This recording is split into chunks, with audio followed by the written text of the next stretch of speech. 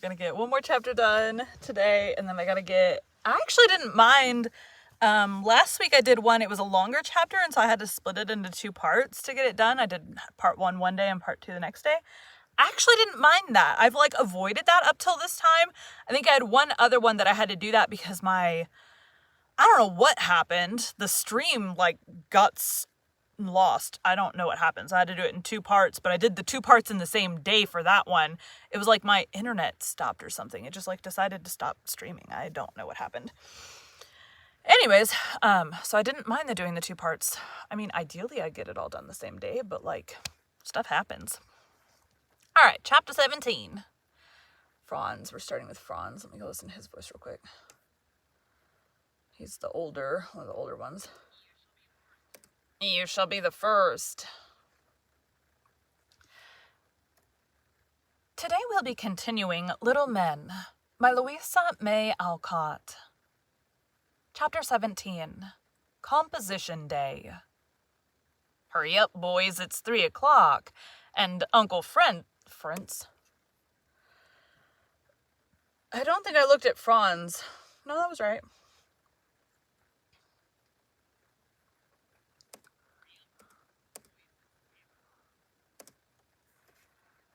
And Uncle Fritz likes us to be punctual, you know, said Franz one Wednesday afternoon as a bell rang, and a stream of literary-looking young gentlemen with books and paper in their hands were seen going toward the museum. Tommy was in the schoolroom, bending over his desk, much bedaubed with ink, flushed with the ardor of inspiration, and in a great hurry as usual, for easygoing Bangs never was ready till the very last minute. As Franz passed the door looking up laggards, Tommy gave one last blot and flourish, and departed out the window, waving his paper to dry as he went. Nan followed, looking very important, with a large roll in her hand, and Demi escorted Daisy, both evidently brimful of some delightful secret. The museum was all in order, and the sunshine among the hop vines made pretty shadows on the floor as it peeped through the great window. On one side sat Mr. and Mrs. Bear. On the other was a little table on which the compositions were laid as soon as read, and in a large semicircle sat the children on camp stools, which occasionally shut up and let the sitter down, thus preventing any stiffness in the assembly.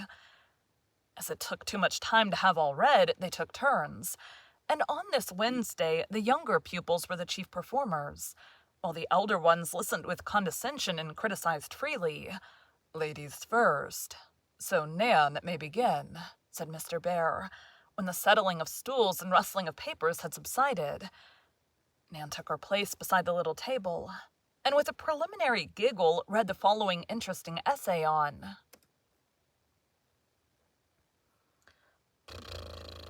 Nan.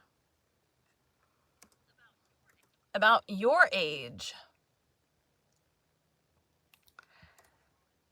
The sponge. The sponge, my friends, is a most useful and interesting plant. It grows on rocks under the water and is a kind of seaweed, I believe. People go and pick it and dry it and wash it because little fish and insects live in the holes of the sponge. I found shells in my new one and sand. Some are very fine and soft. Babies are washed with them. The sponge has many uses. I'll relate some of them, and I hope my friends will remember what I say. One use is to wash the face.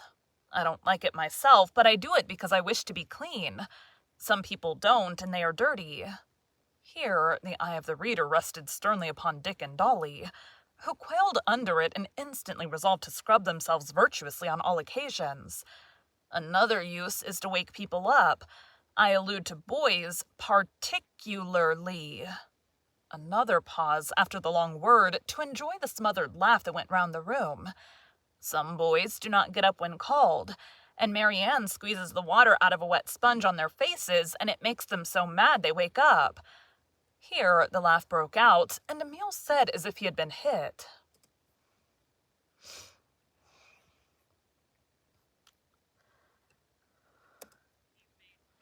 He made me do it. Seems to me you're wandering from the subject. No, I ain't. We're to write about vegetables or animals, and I'm doing both. For boys are animals, aren't they?" cried Nan. And undaunted by the indignant "no" shouted at her, she calmly proceeded. "One more interesting thing is done with sponges, and this is when doctors put ether on it and hold it to people's noses when they have teeth out. I shall do this when I am bigger, and give ether to the sick so they will go to sleep and not feel me cut off their legs and arms." "Well, that's violent." Demi. "He must have. I know somebody who killed cats with it," called out Demi, but was promptly crushed by Dan, who upset his camp stool and put a hat over his face. "I will not be interrupted," said Nan, frowning upon the unseemly scrimmagers. Order was instantly restored, and the young lady closed her remarks as follows. "My composition has 3 morals, my friends." Somebody groaned, but no notice was taken of the insult. "First is to keep your faces clean. Second, get up early. Third, when the ether sponge is put over your nose, breathe hard and don't kick, and your teeth will come out easy. I have no more to say." And Miss Nan sat down amid tumultuous applause. Mr. Bear, I'm trying to figure out who's talking. "That is a very remarkable composition. Its tone is high, and there's a good deal of humor in it. Very well done, Nan. Now, Daisy." Mr. Bear smiled at one young lady as he beckoned to the other. Daisy colored prettily as she took her place and said in her modest little voice, "I gotta remember to warm up this afternoon. I hope." I haven't been doing that, and my throat's been suffering for it, so it's my own dumb fault. "I'm afraid you won't like mine. It isn't nice and funny like Nan's, but I couldn't do any better." "We always like yours, Posy," said Uncle Fritz, and a gentle murmur from the boys seemed to confirm the remark. Thus encouraged, Daisy read her little paper, which was listened to with respectful attention. The cat is a sweet animal. I love them very much. They are clean and pretty and catch rats and mice and let you pet them, and are fond of you if you are kind. They are very wise and can find their way anywhere. Little cats are called kittens and are dear things. I have 2, named Huzz and Buzz, and their mother is Topaz, because she has yellow eyes. Uncle told me a pretty story about a man named Mahomet. He had a nice cat, and when she was asleep on his sleeve and he wanted to go away, he cut off the sleeve so as not to wake her up. I think he was a kind man. Some cats catch fish." "So do I," cried Teddy, jumping up eager to tell about his trout. "Hush," said his mother, setting him down again as quickly as possible, for orderly Daisy hated to be interrupted, as Nan expressed it. "I read about one who used to do it very slyly. I tried to make Topaz, but she did not like the water and scratched me. She does like tea, and when I play in my kitchen, she pats the teapot with her paw till I give her some. She is a fine cat. She eats apple pudding and molasses. Most cats do not." "There's a first-rater," called out Nat, and Daisy retired, pleased with the praise of her friend. "Demi looks so impatient we must have him up at once or he won't hold out," said Uncle Fritz, and Demi skipped up with alacrity. "Mine is a poem," he announced in a tone of triumph, and read his first effort in a loud and solemn voice. "I write about the butterfly. It is a pretty thing and flies about like the birds, but it does not sing. First, it is a little grub, and then it is a nice yellow cocoon, and then the butterfly eats its way out soon. They live on dew and honey. They do not have any hive. They do not sting like wasps and bees and hornets, and to be as good as they are, we should strive. I should like to be a beautiful butterfly, all yellow and blue and green and red, but I should not like to have Dan put camphor on my poor little head."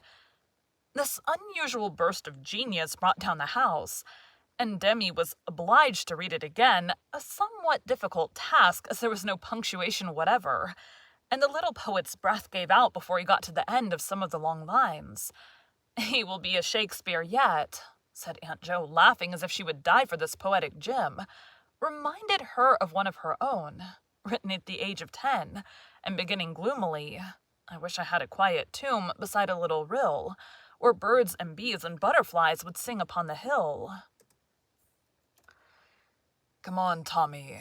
If there's as much ink inside your paper as there is outside, it'll be a long composition," said Mr. Bear when Dimmy had been induced.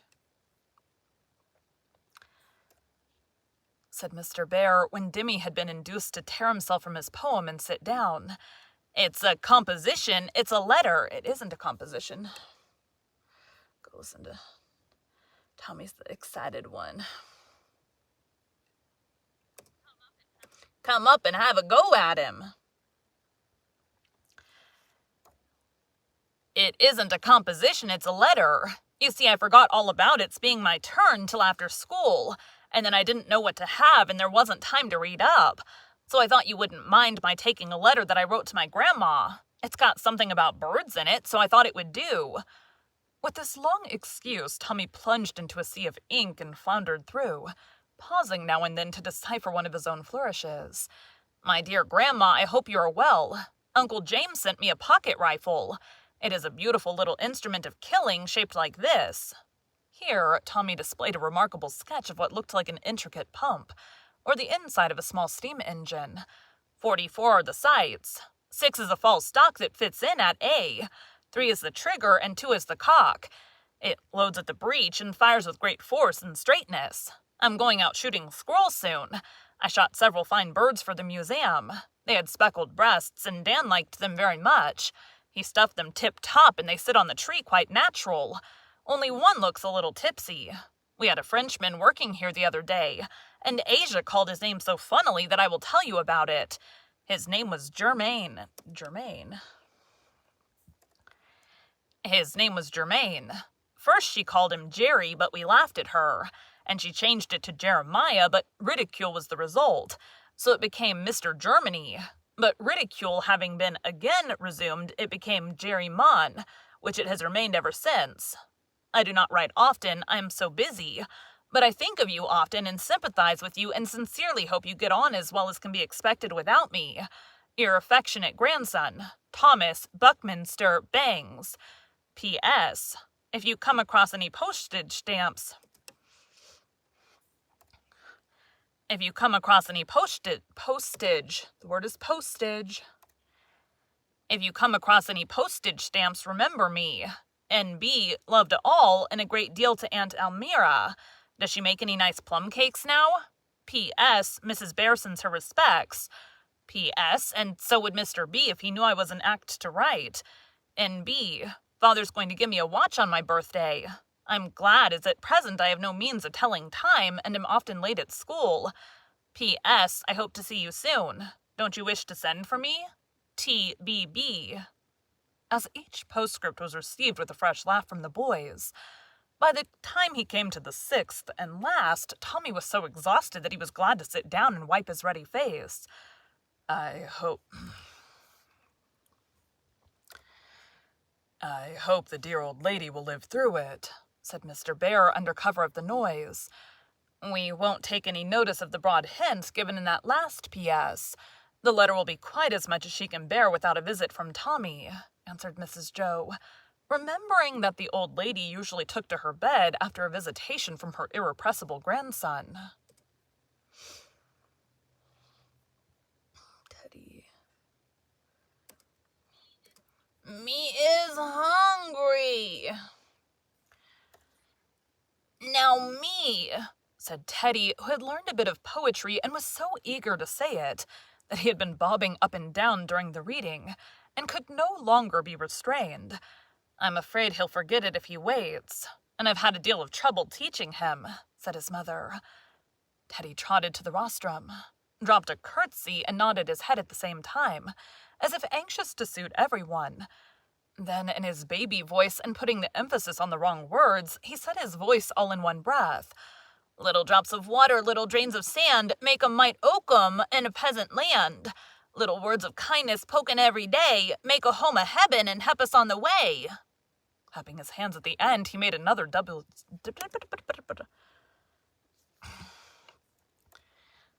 Clapping his hands at the end, he made another double salutation and then ran to hide his head in his mother's lap, quite overcome by the success of his piece, for the applause was tremendous.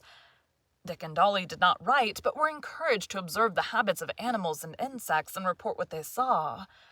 Dick liked this. Dick liked this and always had a great deal to say, so when his name was called, he marched up, and looking at the audience with his bright, confiding eyes, told his little story so earnestly that no one smiled at his crooked body, because the straight soul shone through it beautifully. Dick. I don't remember having a dick. God don't care. I've been watching dragonflies, and I read about them in Dan's book, and I'll try and tell you what I remember. There's lots of them flying round on the pond, all blue with big eyes and sort of lace wings, very pretty. I caught one and looked at him, and I think he was the handsomest insect I ever saw. That was really weird. I caught one and looked at him, and I think he was the handsomest insect I ever saw. They catch littler creatures than they are to eat, and have a queer kind of hook thing that folds up when they ain't hunting. It likes the sunshine and dances round all day. Let me see. What else was there to tell about? Oh, I know. The eggs are laid in the water and go down to the bottom and are hatched in the mud. Little ugly things come out of them, and I can't say the name, but they're brown and keep having new skins and getting bigger and bigger. Only think, it takes them 2 years to be a dragonfly. Now this is the curiousest part of it, so you listen tight, for I don't believe you know it. When it is ready, it knows somehow when the ugly grubby thing climbs up out of the water on a flag or a bulrush and bursts open its back. Come, I don't believe that, said Tommy, who was not an observant boy and really thought Dick was making up. It does burst open its back, don't it? Dick appealed to Mr. Bear, who nodded a very decided affirmative, to the little speaker's great satisfaction. Well, out comes the dragonfly all whole, and he sits in the sun sort of coming alive, you know. And he gets strong, and then he spreads his pretty wings and flies away in the air, and never is a grub any more.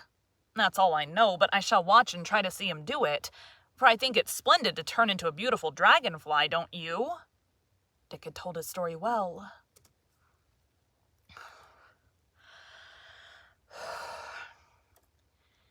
And when he described the flight of the newborn insect, had waved his hands and looked up as if he saw and wanted to follow it. Something in his face suggested to the minds of the elder listeners the thought that someday little Dick would have his wish, and after years of helplessness and pain, would climb up into the sun some happy day and leave his poor little body behind him, find a new lovely shape in a fairer world than this. Mrs. Joe drew him to her side and said with a kiss on his thin cheek, "That is a sweet little story, dear, and you remembered it wonderfully well. I shall write and tell your mother all about it." And Dick sat on her knee, contentedly smiling at the praise, and resolving to watch well and catch the dragonfly in the act of leaving its old body for the new, and see how he did it.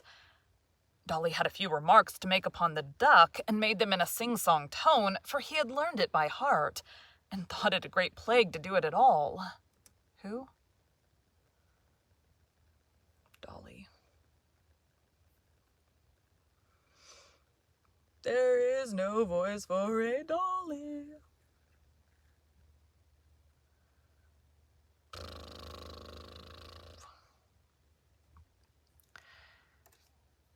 Wild ducks are hard to kill. Men hide and shoot at them and have tame ducks to quack and make the wild ones come where the men can fire at them. They have wooden ducks made too, and they sail round, and the wild ones come to see them. They are stupid, I think. Our ducks are very tame. They eat a great deal and go poking round in the mud and water. They don't take good care of their... Ow.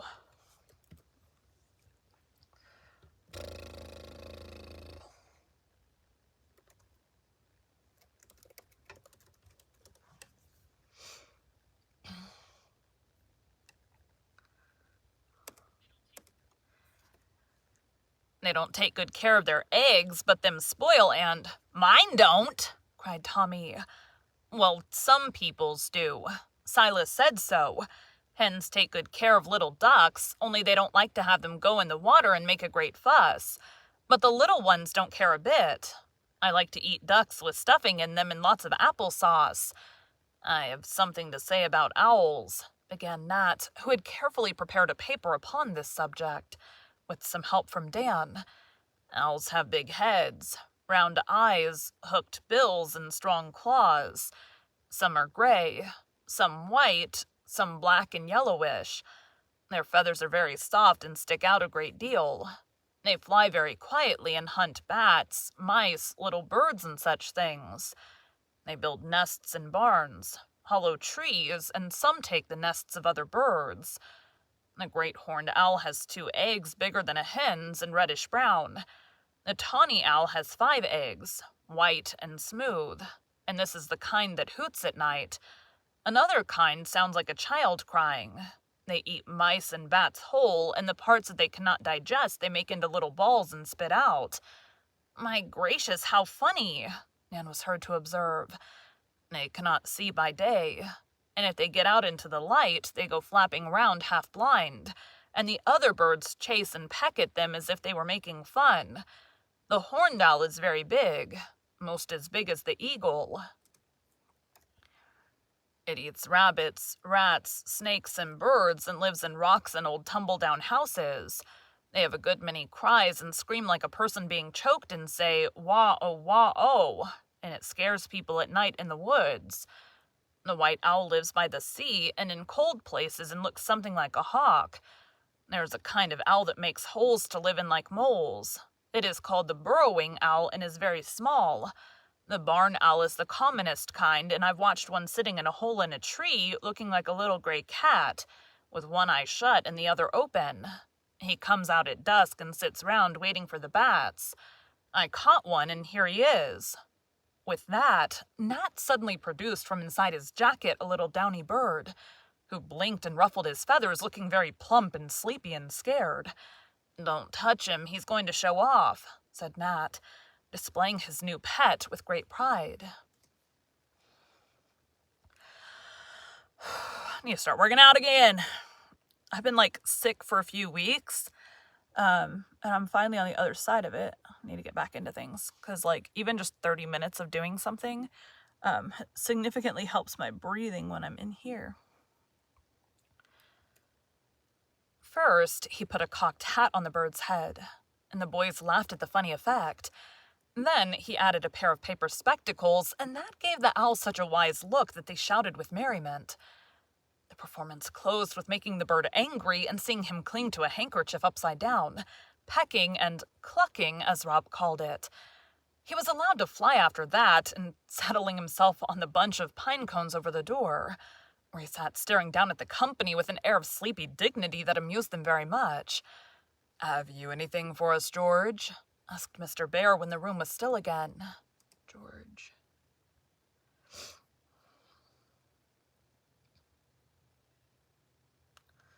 "I does not have a George."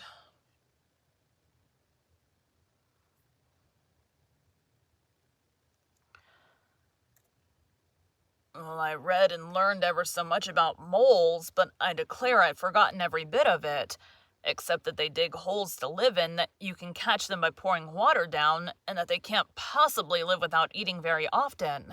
Stuffy. Stuffy is George. Okay. Undo. Stuffy. Label that.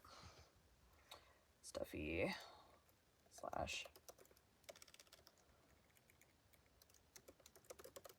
George. You can't.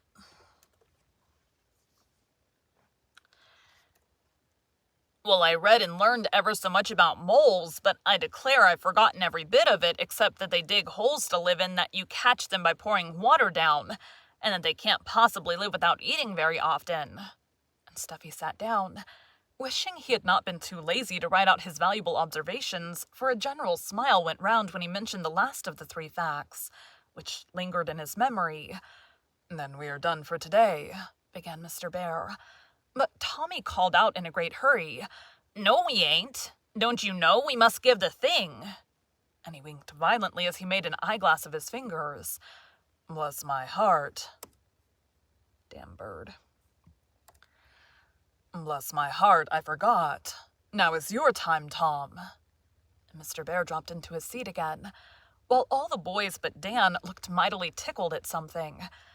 Nat, Tommy, and Demi left the room, and speedily returned with a little red Morocco box set forth in state on Mrs. Joe's best silver salver. Salver? S-A-L-V-E-R. Salver. Cool. Tommy bore it, and still, escorted by Nat and Demi, marched up to the unsuspecting Dan, who stared at them as if he thought they were going to make fun of him. Tommy had prepared an elegant and impressive speech for the occasion, but when the minute came, it all went out of his head, and he just said straight from his kindly boyish heart, "Here, old fellow, we all wanted to give you something to kind of pay for what happened a while ago, and to show how much we like you for being such a trump. Please take it and have a jolly good time with it." Dan was so surprised. He could only get as red as the little box and mutter, "Thank ye, boys," as he fumbled to open it. But when he saw what was inside, his face lighted up, and he seized the long-desired treasure, saying so enthusiastically that everyone was satisfied, though his language was anything but polished. "What a stunner. I say, you fellows are regular bricks to give me this. It's just what I wanted. Give us your paw, Tommy." Many paws were given, and heartily shaken. For the boys were charmed with Dan's pleasure and crowded round him to shake hands and expatiate on the beauties of their gift. In the midst of this pleasant chatter, Dan's eye went to Mrs. Joe, who stood outside the group enjoying the scene with all her heart. "No, I had nothing to do with it. The boys got it up all themselves," she said, answering the grateful look that seemed to thank her for that happy moment. Dan smiled, and said in a tone that only she could understand, "It's you all the same." Making his way through the boys, he held out his hand first to her and then to the good professor, who was beaming benevolently on his flock. He thanked them both with a silent, hearty squeeze. He gave the kind hands that held him up, and led him into the safe refuge of a happy home. Not a word was spoken, but they felt all he would say, and little Teddy expressed his pleasure for them as he leaned from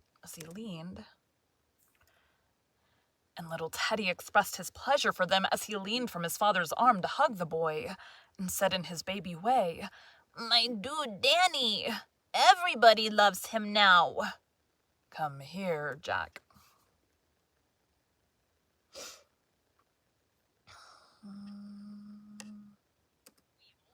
We all. Come here, show off your spyglass, Dan, and let us see some of your magnified pollywogs and animalcules, as you call 'em," said Jack, who felt so uncomfortable during the scene that he would have slipped away if Emil had not kept him. "So I will. Take a squint at that and see what you think of it," said Dan, glad to show off his precious microscope. He held it over a beetle that happened to be lying on the table, and Jack bent down to take his squint, but looked up with an amazed face, saying, "My eye, what nippers the old thing has got! I see now why it hurts so confoundedly when you grab a doorbug and he grabs back again." "He winked at me," cried Nan, who had poked her head under Jack's elbow and got the second peep. Everyone took a look, and then Dan showed them the lovely plumage on a moth's wing, the 4 feathery corners to a hair, the veins on a leaf hardly visible to the naked eye, but like a thick net through the wonderful little glass, the skin on their own fingers, looking like queer hills and valleys, a cobweb like a bit of coarse sewing silk, and the sting of a bee. "It's like the fairy spectacles in my storybook, only more curious," said Demi. "It's like the fairy spectacles in my storybook, only more curious," said Demi, enchanted with the wonders he saw. Who's talking? Mr. Bear. "Dan is a magician now, and he could show you many miracles going on all round you, for he has 2 things, needful patience and a love of nature. We live in a beautiful and wonderful world, Demi. And the more you know about it, the wiser and the better you will be. This little glass will give you a new set of teachers, and you may learn fine lessons from them if you will," said Mr. Bear, glad to see how interested the boys were in the matter. "Could I see anybody's soul with this microscope if I looked hard?" asked Demi, who was much impressed with the power of the bit of glass. "No, dear, it's not powerful enough for that, and never can be made so. You must wait a long while before your eyes are clear enough to see the most invisible of God's wonders. But looking at the lovely things you can see will help you to understand the lovelier things you cannot see," answered Uncle Fritz, with his hand on the boy's head. "Well, Daisy and I both think that if there are any angels, their wings look like that of butterflies as we see it through the glass, only more soft and gold. Believe it if you like, and that should be Lori. Believe it if you like, and keep your own little wings as bright and beautiful. Only don't fly away for a long time yet." "No, I won't." And Demi kept his word. "Goodbye, my boys. I must go now, but I leave you with our new professor of natural history." And Mrs. Joe went away well pleased with that composition day. Thank you for joining Bite at a Time Books today, while we read a bite of one of your favorite classics. Again, my name is Bree Carlile, and I hope you come back tomorrow for the next bite of Little Men. Okay. Oh yeah, I gotta get something else done too. Open up that page. Thanks, guys.